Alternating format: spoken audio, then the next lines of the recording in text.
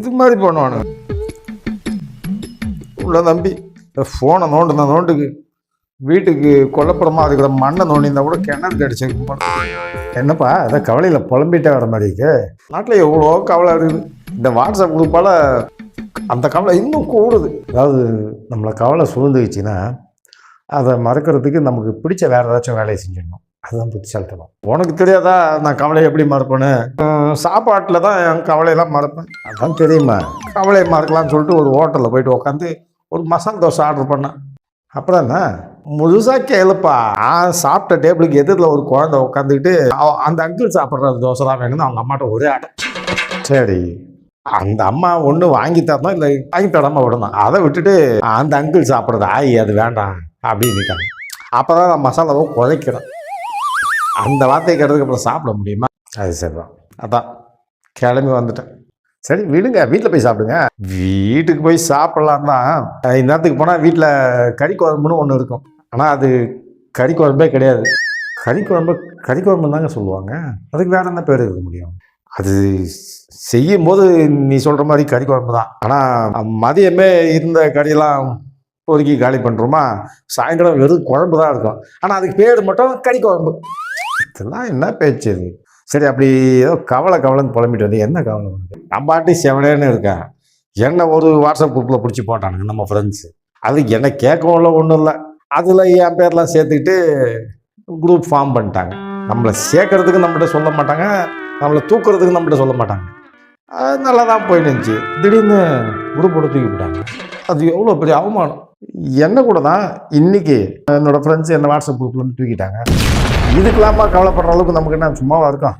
என்னப்பா நீ ஒன்றையுமா எதுக்கு?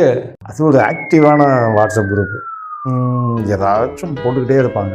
நான் ரொம்ப ஸ்லீப் மோட்லேயே இருப்பேன். ஏதாச்சும் போடணும்னு நினைப்பேன், சொந்தமாக போடணும். ஃபார்வர்ட் பண்ணி அனுப்புறதுலாம் எனக்கு விருப்பமே இல்லை. அவங்களுக்கு என்னோடய ஆக்டிவிட்டி பிடிக்காமல் ரிமூவ் பண்ணிட்டாங்க. நான் ஒன்றும் பெருசாக ஃபீல் பண்ணல. சரி, உங்களை எதுக்கு குரூப்லேருந்து எடுத்தாங்க? என்னையா நீ சொன்ன வாட்ஸ்அப் குரூப் இருக்குல்ல, அதுக்கு அப்படியே ஆப்போசிட் நம்மளுக்கு. சைலண்ட்டாக எல்லாமே தூங்கிட்டு இருப்பாங்க. ரொம்ப ரேராக 1-2 போடுவாங்க. பட் நாம் ஆக்டிவான ஆள் இல்லையா, அதனால் டெய்லி பதிவு போட்டுக்கிட்டே தான் இருப்பேன்.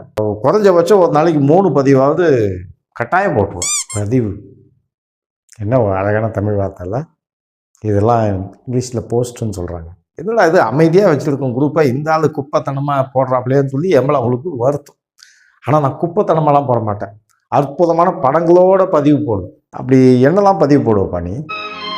பதிவுனா காலையில் சூரிய உதயத்துக்கு முன்னாடி அழகான ஒரு காலை வணக்கம். மதியம் சாப்பிட்றதுக்கு முன்னாடி நண்பகல் வணக்கம் ஒன்று போட்டு, அதுக்கப்புறம் அந்த ஒரு 7:30-8 மணிக்கெலாம் இரவு வணக்கம் கூட போட மாட்டேன், நல்ல இரவு வணக்கம். இதுக்கு மேலே என்ன வேணும் சொல்லுங்கள்? இதெல்லாம் பதிவுன்னு சொல்கிற பாரு, இதுக்காகவே உனக்கு குரூப் போட்டு தள்ளி விட்டுருப்பாங்க. உங்ககிட்ட போய் கேட்டேன் பாரு. சரி, அது சரி, பேசிகிட்டு இருக்கும்போதே அங்கே ஏதோ பார்வை போயிட்டு வருது, என்ன விஷயம்? அங்கே ஒரு பொண்ணு இருக்குல்ல, அது அசப்பில் பார்க்க என் ஒய்ஃப் மாதிரி இருந்ததால கொஞ்சம் ஒத்து பார்த்தேன்.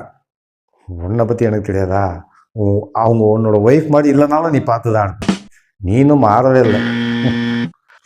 ஒரு விஷயம், இந்த பொண்ணை எங்கே பார்த்துருக்கேன்னு பாரு.